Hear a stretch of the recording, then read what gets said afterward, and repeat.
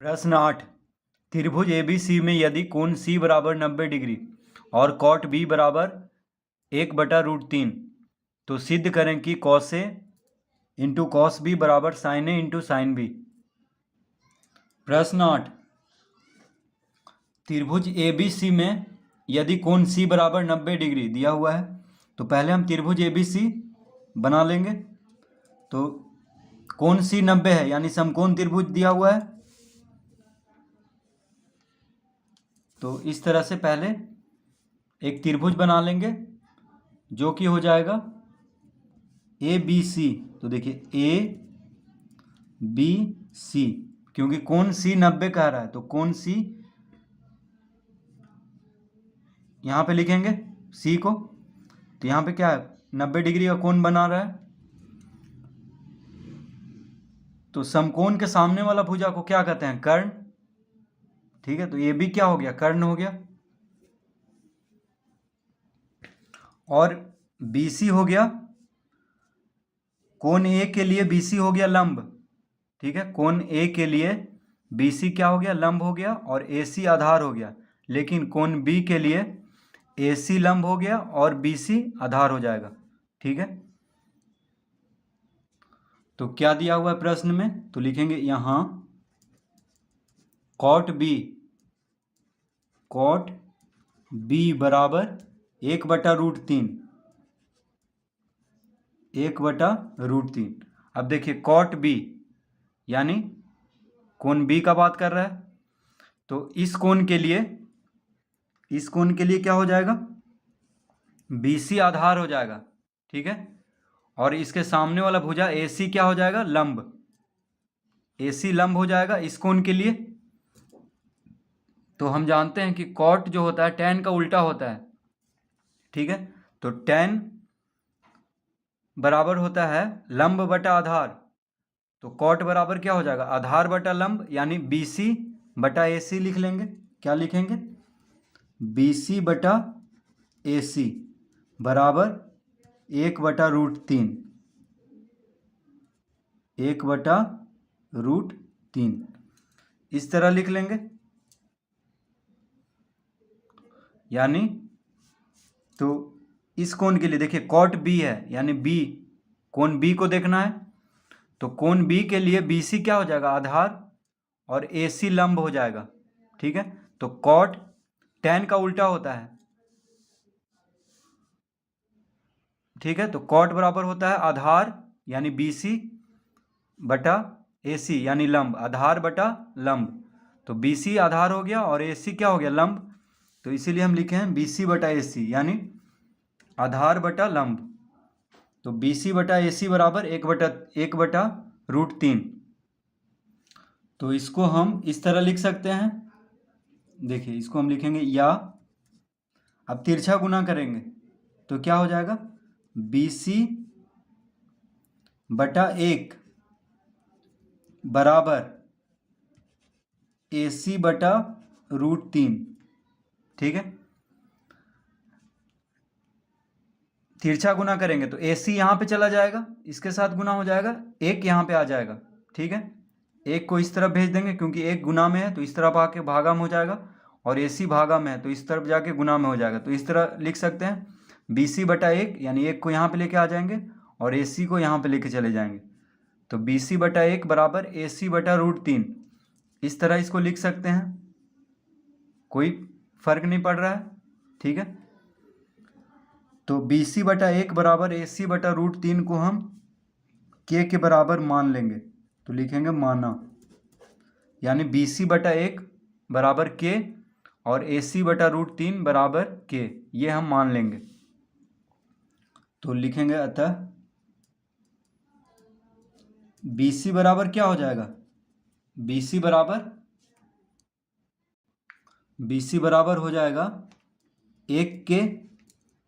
BC बटा 1 K के बराबर है तो 1 भागा में है तो 1 बराबर के बायां तरफ है 1 तो दायां तरफ जाके 1 और K गुना हो जाएगा, यानी BC बराबर 1K लिख सकते हैं। 1 गुना K यानी 1K, फिर कॉमा देंगे। AC बराबर, अब यहाँ पे AC बटा √3 है तो बराबर के बायां तरफ √3 भागा में है, तो दायां तरफ भेजेंगे यानी तिरछा गुना करेंगे तो √3 गुना के, √3 हो जाएगा, √3 इस तरह इसको लिख सकते हैं। BC बराबर कितना आ गया 1 और AC बराबर √3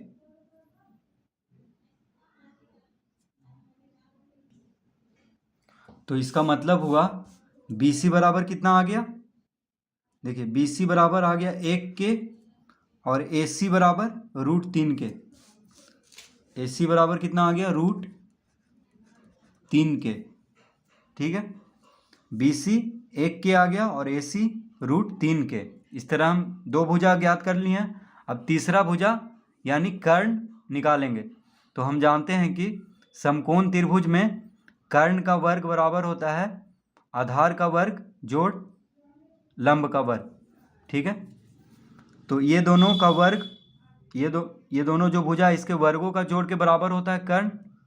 तो हम कर्ण ज्ञात कर लेंगे इन दोनों को जोड़ करके, यानी इन दोनों के वर्गों को जोड़ करके। तो AB कर्ण है, तो AB निकाल लेंगे यानी AB बराबर हो जाएगा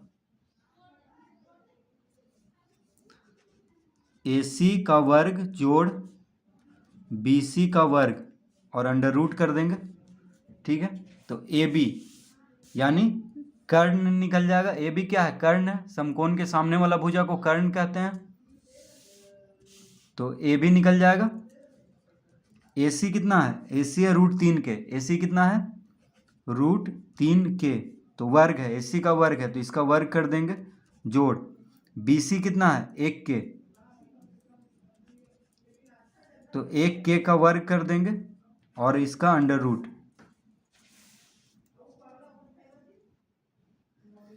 तो इसको लिख लेंगे √3 का वर्ग कितना हो जाएगा, √3 का वर्ग यानी √3 गुना 3 हो जाएगा, का वर्ग k² प्लस 1 का वर्ग 1 ही होगा, देखिए 1 का वर्ग 1 होगा, का वर्ग k², ठीक है। इसका अंडर रूट इस तरह लिख लेंगे।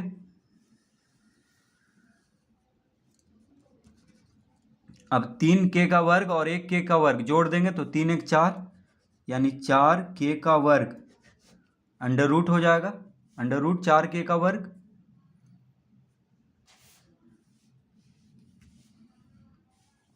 अब हम जानते हैं कि 4 का वर्गमूल क्या होता है 2, तो अंडर रूट 4 है यानी 2 लिख लेंगे, इसका वर्गमूल 4 का वर्गमूल 2 और का वर्ग है तो लिख लेंगे यानी कितना आ गया 2 तो AB कितना आ गया 2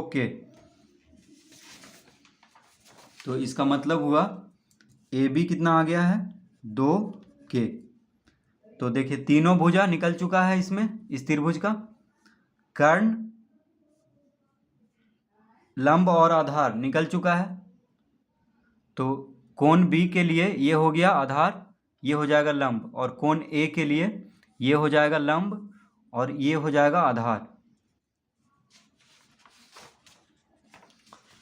अब हमें क्या सिद्ध करना है, तो cos A into cos B, तो लिखेंगे बायां पक्ष, तो पहले हम बायां पक्ष का मान लाएंगे उसके बाद दायां पक्ष का। तो बायां पक्ष बराबर है cos A into cos B, यहाँ पे देखिए बिंदु है तो गुना में है यानी इंटू बोलेंगे इसको, तो cos A into cos B। तो देखिए cos A का मान कितना हो जाएगा, अब इस त्रिभुज में हम देखेंगे cos A यानी इस कोण का बात हो रहा है A, तो कोण A यहाँ पे है तो cos बराबर क्या होता है आधार बटा कर्ण।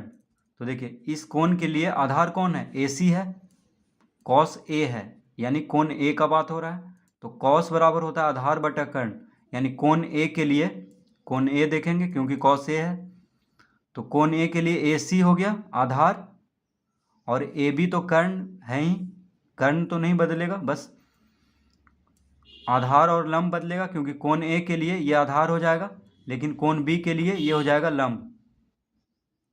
तो cos A बराबर आधार यानी AC बटा AB लिख लेंगे। तो कॉस ए बराबर क्या लिख लेंगे, ए सी बटा A B into cos B. अब कॉस बी में आते हैं तो कॉस बी यानी इस कोण को देखेंगे अब, ठीक है। तो कॉस बी यानी कोण बी के लिए ये हो गया आधार, बी सी क्या हो गया आधार। तो कॉस बराबर क्या होता है, आधार बटा कर्ण, यानी बी सी बटा कर्ण ए बी है। तो हम लिख लेंगे बी सी बटा ए बी, यानी कॉस ए के लिए ए सी आधार हो गया और कॉस बी के लिए बी सी आधार हो गया। कर्ण तो वही रहेगा, आधार बटा कर्ण, आधार बटा कर्ण। तो बस आधार बदल जाएगा क्योंकि यहाँ कॉस ए है, कोण ए का बात हो रहा है, यहाँ पे कोण बी का यानी कॉस बी, यहाँ कॉस ए। तो इस तरह लिख लेंगे। अब ए सी, अब देखिए ए सी हम कितना निकाले हैं, √3 के, और कर्ण है 2 के, ठीक है। तो ए सी और ए बी, यानी ए सी है √3 के और ए बी है 2 के। तो हम लिखेंगे ए सी के जगह पे लिखेंगे √3 के और ए बी के जगह पे क्या लिखेंगे 2 के, गुना बी सी। बी सी हम कितना लाए हैं 1 के और कर्ण है 2 के।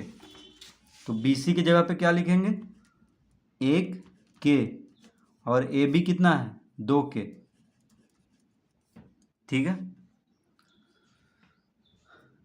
तो गुना में है तो इसको हम लिख लेंगे, देखिए √3 गुना 1।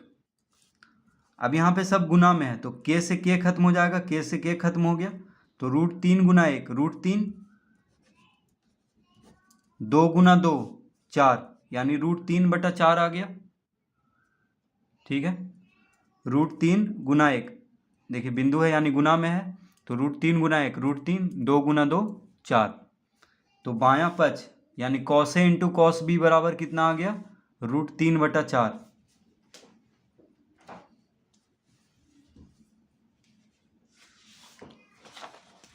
अब हम लिखेंगे दायां पक्ष। तो अब हमें दायां पक्ष का मान लाना है।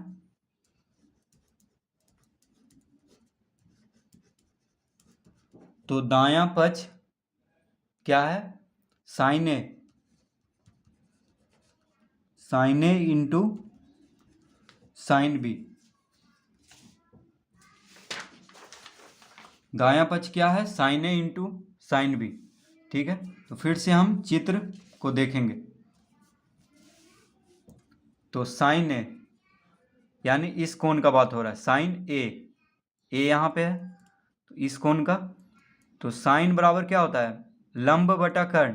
तो इस कोण के लिए बी सी लंब हो गया, इसके सामने वाला भुजा ये है यानी बी सी क्या हो गया लंब, और कर्ण ए बी यानी बी सी बटा ए बी लिख लेंगे। तो क्या लिखेंगे यहाँ पे बी सी बटा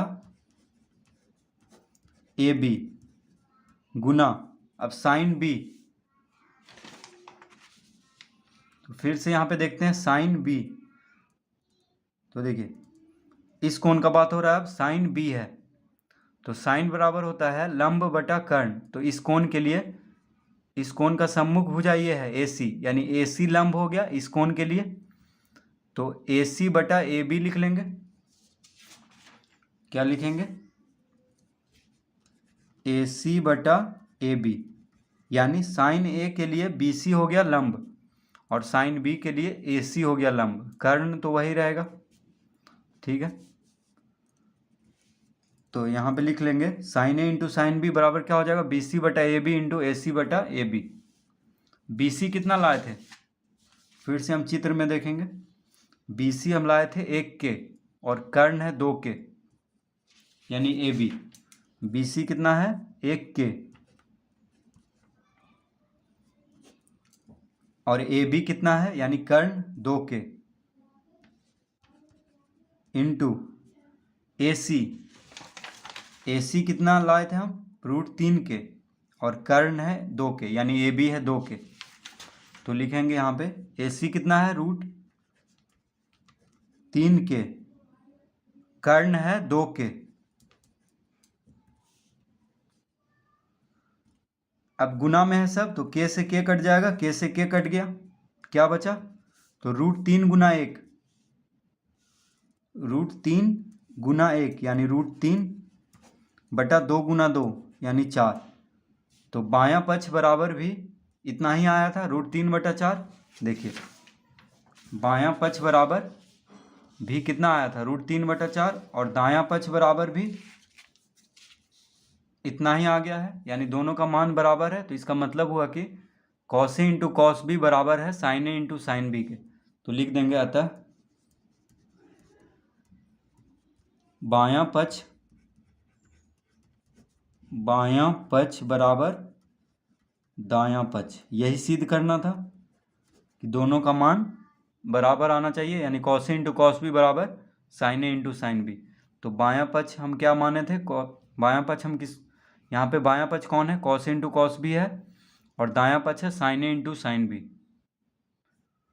तो दोनों बराबर आ गया है, यही सिद्ध करना था।